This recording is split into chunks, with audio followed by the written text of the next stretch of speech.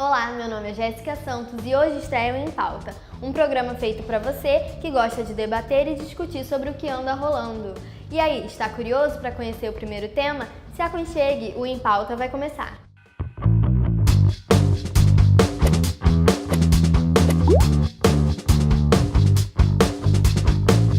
O tema de hoje é fake news. No dia 21 de abril saiu uma reportagem no G1, no site do G1, sobre um professor em São Paulo, Ourinhos, que resolveu, através de uma iniciativa, recolher notícias de cunho duvidoso para os seus alunos do ensino médio, para eles analisarem e checarem se essas notícias são verdadeiras ou não, buscando assim desenvolver o senso crítico dos seus alunos. Para entendermos um pouco mais sobre esse termo, fake news, convidamos a professora Paula Miranda aqui para conversar com a gente. Tudo bem, professora? Tudo bom. Em primeiro lugar, eu quero agradecer o convite. Meu nome é Paula Miranda, quem não me conhece, na Unicarioca. Eu sou professora do curso de jornalismo e trabalho com as disciplinas Fundamentos de Jornalismo, Teorias de Jornalismo, Teoria da Comunicação e História da Comunicação. Obrigada, professora. Tem como a senhora dar uma introdução sobre o que significa esse termo? Sim, na verdade, se a gente for analisar a desinformação, o boato, a notícia falsa, vamos dizer assim, ela sempre existiu. Só que o conceito do que conhecemos hoje como fake news, segundo registros na própria internet, teria começado em 2016, através do trabalho do editor do BuzzFeed. O editor de mídia, naquela época, ele começou a pesquisar uma série de ocorrências de notícias, que ele chamaria de notícias falsas, sobre a campanha para as eleições de Donald Trump, sobre o Papa.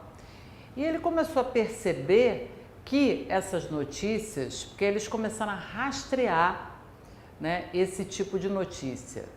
Então, onde estaria vindo? Então, eles detectaram que era um material postado através de um site do leste europeu, da Macedônia, principalmente.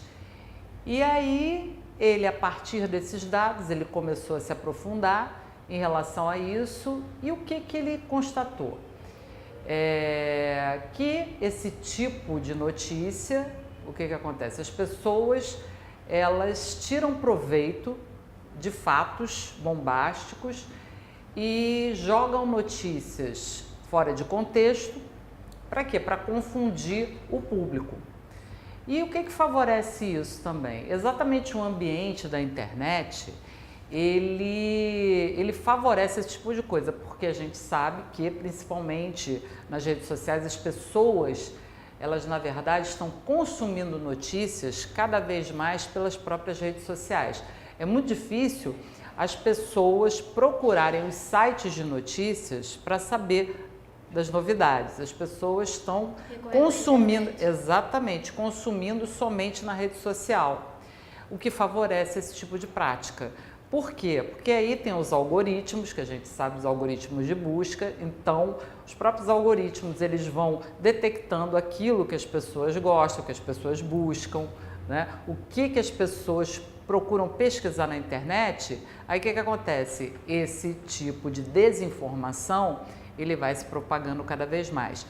Mas o conceito do que temos hoje como fake news, ele nasce exatamente na época da eleição do Trump, por volta de 2016, né, na campanha eleitoral do Donald Trump.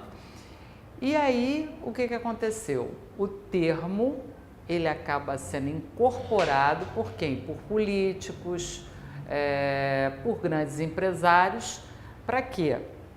Que até, eu abro um parênteses, o termo ele está sendo considerado inadequado, né, por alguns pesquisadores, né, por alguns profissionais da área. Por quê? No caso, foi uma apropriação, feita por empresários e políticos desse termo com o objetivo de desacreditar, tá, certos sites que não seriam considerados, vamos dizer, de referência. A senhora considera que esse seria um dos maiores problemas da fake news, que é as notícias perderem essa credibilidade, porque Um avalanche, né, de notícias que chegam até as pessoas e o que acontece é que as pessoas não sabem mais no que confiar, né? Você considera que esse seria o maior problema das fake news? Na verdade, até, novamente, né, o termo fake news ele está sendo muito discutido. Inclusive, eu participei, tem umas 3 semanas, de um debate que foi realizado no Sindicato dos Jornalistas do Rio de Janeiro, exatamente abordando esse tema, e que foi discutido exatamente isso, tá? Realmente é uma notícia falsa, não é uma notícia falsa? O termo ele está correto? Porque se a gente for pensar, né, em termos do próprio objetivo principal do jornalismo, da função social do jornalismo, que é o quê? Informar, né, o compromisso com a verdade. Então, o produto notícia, ele não é nada compatível com a questão da falsidade. Ou seja, se é uma notícia, não tem como ser falsa, né? Exatamente. Se é uma news, não é fake. Vamos dizer assim. Mas aí o que acontece? Como eu estou dizendo, como muita gente se apropriou desse termo, até com o objetivo de desacreditar outros veículos de comunicação, realmente é complicado. Porque aí, dependendo de como esse termo ele vai sendo utilizado, dependendo da ação realmente desses sites que buscam disseminar desinformação, é difícil. Realmente você tem que ter muita informação, você tem que estar por dentro das coisas, você tem que ter uma base de reflexão para poder detectar o que seria as fake news ou não. Entendi. Bom, alguns alunos nossos aqui da faculdade deixaram algumas perguntas para a senhora responder. Sim. A Jaqueline Oliveira e o Henrique Picanso deixaram algumas perguntas. Oi, meu nome é Jaqueline, eu curso jornalismo, estou no 5º período. Professora Paula, eu gostaria de saber como, nesse mundo com tanta tecnologia, tanta informação à nossa volta, como as fake news conseguem ainda se propagar dessa forma a ponto de mudar o resultado de uma eleição, por exemplo? Por quê? Porque, segundo as agências de checagem, a primeira coisa que você tem que saber para poder avaliar esse tipo de desinformação é ter o senso crítico. Então, no momento que você não tem informação, você não tem o que comparar, aí realmente você tendo, vamos dizer, um poder, né, de disseminar essa desinformação a seu favor, por exemplo, um político, qualquer político pode se utilizar dessa plataforma para fazer o quê? Para difamar o seu rival, para desacreditar o rival, para desacreditar outros meios de comunicação e utilizar isso a seu favor. Então, realmente, quando a pessoa não sabe a natureza da informação, aí fica mais difícil e realmente pode alterar o resultado de uma eleição, sim. Oi, Paula, eu sou Henrique, estudante de jornalismo, estou no 5º período. Eu gostaria de saber quais grupos poderiam ser beneficiados por uma fake news. Qual o poder político de uma notícia falsa? Qual o poder político de uma notícia falsa? Todos podem ser beneficiados de uma fake news, dependendo do objetivo de cada um. Pode ter o fim político, objetivos econômicos também. Até científicos, né? Até científicos. Você espalhar boatos falsos sobre a descoberta de algum medicamento, por exemplo, ou espalhar boatos sobre a eficácia de uma pesquisa, você desacreditar algum cientista, desacreditar o trabalho de alguma empresa. Isso aí, o poder é infinito.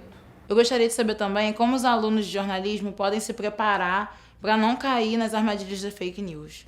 A Agência Lupa, que é a primeira agência de checagem aqui no Brasil, eles colocam dicas básicas para você ter uma noção realmente, poxa, eu devo acreditar nessa notícia, eu devo acreditar nesses dados. Então, a primeira que eles falam é observe o título. Observe o título e não só leia o título, porque o que acontece? As pessoas estão fazendo muito isso, as pessoas só leem o título da notícia e fazem os comentários e compartilham, tá? Então não leia só o título, observe como é que é a linguagem desse título, está em linguagem imperativa, veja, faça, suspeite. Segundo lugar, verifique o autor. Quem escreveu isso? De onde ele vem? Pesquise sobre essa pessoa antes de você compartilhar algo, né? Quem foi que escreveu esse material? Tá? É um outro sinal. A terceira, né? Veja se você conhece o site da onde vem a notícia, porque qual é também vamos dizer, a técnica que o pessoal especializado em desinformação faz. Eles usam, vamos dizer assim, um endereço parecido, não é o mesmo, eles usam um endereço parecido de um site de referência, né? Para poder parecer que essa notícia tem um embasamento, tem a procedência correta. Outra coisa também, observar se o texto tem muito erro ortográfico, né? Que também é outra coisa que você tem que ficar de olho. Como é que esse texto está escrito? Ele tem coerência? Ele tem concordância? Ele é escrito dentro de uma estrutura? Aí tem outra coisa também, você exatamente sair da bolha da rede social. O que significa isso? Eu não acabei de falar que as pessoas estão com o hábito de consumir notícias só na rede social? Vai ver se essa notícia está sendo divulgada também por outros veículos de comunicação, na TV, no rádio, nos próprios sites de notícias. É uma outra forma de você checar. Mais uma, olhar a data da publicação, porque o que acontece também? Muitas vezes a notícia, ela nem é falsa, ela só é velha. Ou seja, você publica alguma coisa que aí pode ser um material antigo, fora de contexto, mas aí o pessoal republica como se agora é uma estratégia usar nesse momento. Exatamente. Você postar coisas antigas e tal e contextualizando como se fosse agora, tá? É outra coisa. E também a linguagem sensacionalista. Geralmente, as chamadas fake news, elas utilizam muito dessa linguagem sensacionalista, que é o quê? Explorar a sensação, o sentimento, né? Vamos dizer, os assuntos que são polêmicos para despertar realmente essa vontade de compartilhar, essa vontade de rebater. Então, basicamente, é isso que a Agência Lupa ela traz para a gente como dica. Eu quero agradecer a professora pela participação aqui no Em Pauta e dizer que é fundamental, né, a gente discutir sobre esses assuntos da atualidade. Muito obrigada. De nada, eu que agradeço. Eu acho muito importante a criação desse tipo de programa e principalmente o assunto de hoje, porque é uma forma da gente ir além, né, e incentivar o quê? A criação, o desenvolvimento de redes que possam impedir a desinformação, impedir o fato de desacreditar outros órgãos de comunicação, outros veículos de comunicação. Eu que agradeço. Obrigada, Jéssica. Se algum aluno quiser participar do Em Pauta, é só procurar o pessoal do Nucom aqui no 6º andar, no Rio Comprido. Bom, galera, por hoje foi só. Até a próxima pauta.